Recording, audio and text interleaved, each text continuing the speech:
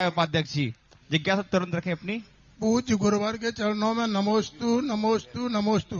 गुरुवर, मेरी जिज्ञासा है कि जब शरीर आत्मा से निकलती है, किसी भी शरीर को, चाहे वो मनुष्य हो या पशु हो या पक्षी हो, तो उसकी आत्मा का स्वरूप क्या होता है?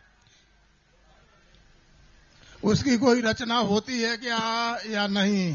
अदृश्य होता है? ऐसा कुछ समझ में नहीं आया। शास्त्रों के अंदर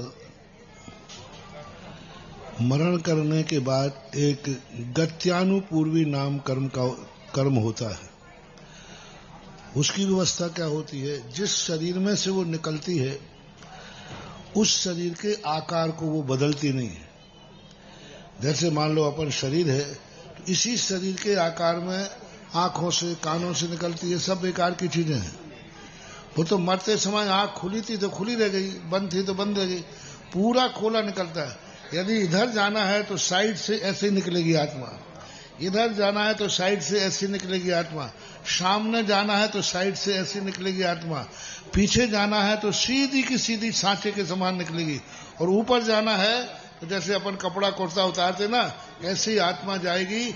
इसी आकार नहीं बदलेगी। शरीर निकलने के बाद इसी को गत्यानुपूर्वी बोलते हैं।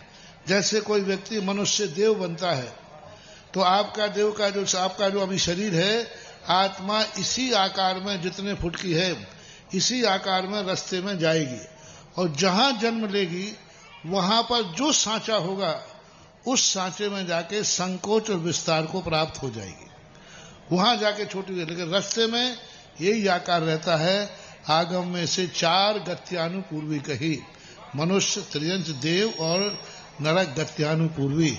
अब जो जीव जहां से आता है वही आकार लेके आता है, ऐसा मानना चाहिए। बोले जगत पूज निर्यापक समण मुनि